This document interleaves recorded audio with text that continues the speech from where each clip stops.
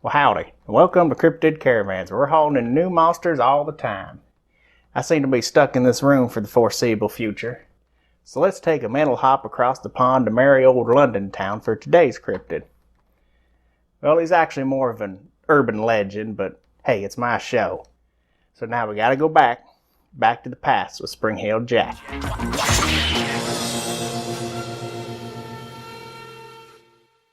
Jack walked the streets of London in the rain back in the Victorian era, with a few stray reports from other parts of Great Britain. I'm gonna butcher the name of some English towns, so sorry English viewers. His general description is of a tall, gangly gentleman with metal claws and fiery red eyes.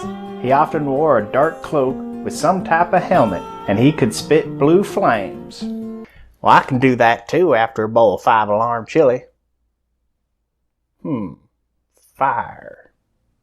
He first arrived on the scene at the dawn of the Victorian era in October of 1837. Mary Stevens was walking through Clapham Commons one night when Jack leapt from an alleyway and grabbed Mary. He tore at her clothes with his claws while aggressively kissing her. She screamed bloody murder. Her calls for help were enough to scare off Jack, who quickly disappeared into the night. You'll notice he didn't do much jumping, but it was his first appearance. There was still some workshopping to be done.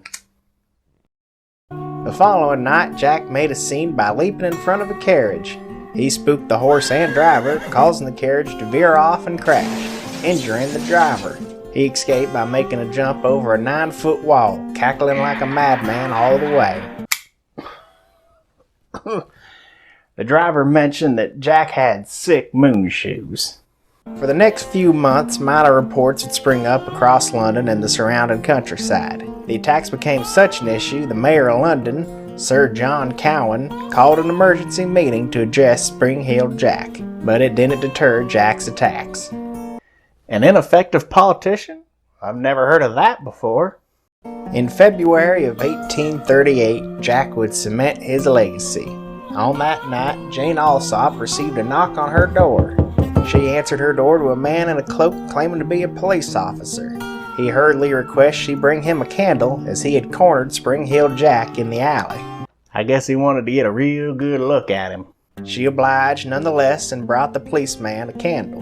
With the candle in hand, the officer, who is actually Spring-Heeled Jack if you ain't sniffed that out yet, threw off his cloak and vomited blue flames on Jane. He then used his metallic claws to rip her nightgown off and give her scratches across the neck and arms.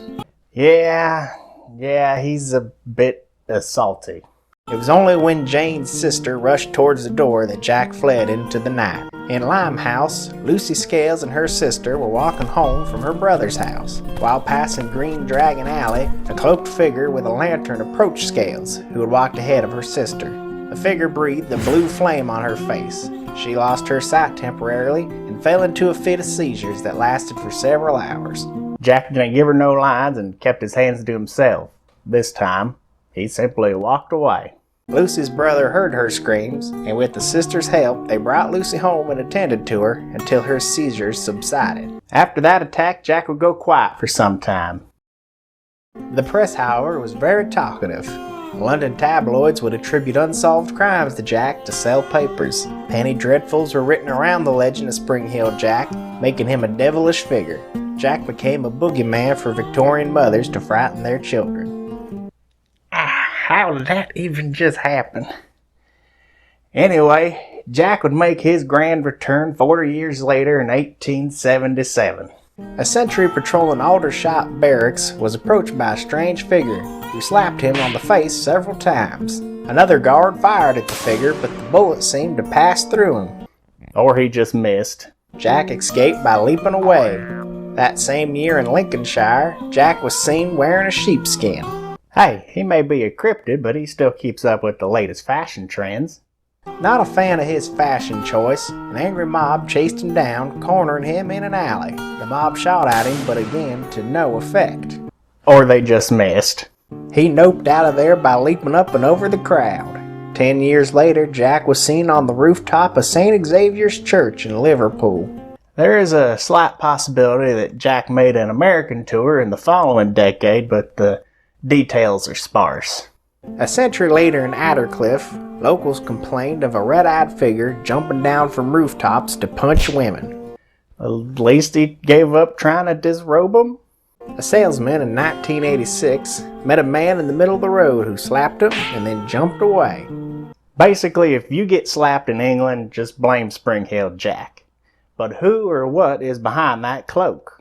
The most common paranormal explanation is that Jack is a demon, possibly summoned by occultists. It makes sense, occultism was in vogue during the Victorian era. Maybe this book has a lockpicking spell in it. Another theory is Jack is an alien from a high-gravity world, hence his amazing leaping ability. But there are some other theories that are more grounded on Earth. One theory claims Jack was a track and field athlete practicing his high jumps at night, and apparently having a bit of a lark.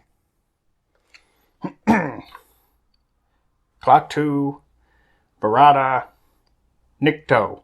A more popular explanation is Jack was actually Henry de la Poer Beresford, the Marquess of Waterford, a nobleman known for his penchant for pranks, bar brawls, public drunkenness, and bawdy attitude. Would you be surprised if I told you he was Irish? The Mad Marquess was in London in 1837, so it is possible Beresford became Spring-Heeled Jack because it sounded like a good time. Though some posit poor experiences with women and policemen led to Beresford donning the guise of Jack. He had the money and time to learn fire-breathing techniques and create spring boots.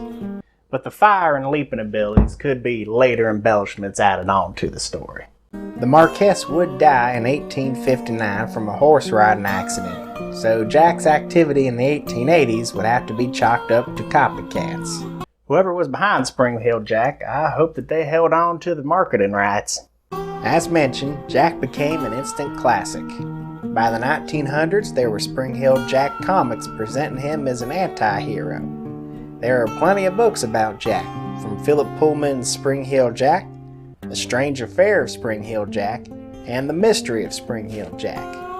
He's shown up in about any TV show set in historic England. Jekyll and Hyde, Houdini and Doyle. Surprised Abbott and Costello aren't on that list.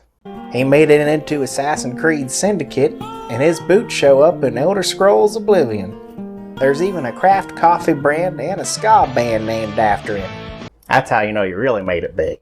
Sometimes he shows up composited with Jack the Ripper, giving the handsy prankster a more sinister bend. To say the least, Spring-Heeled Jack is a legend from English folklore that's not going anywhere anytime soon. And whether he's a demon from another world, or a drunk Irishman, or if he even counts as a cryptid, well, that's up for you to decide.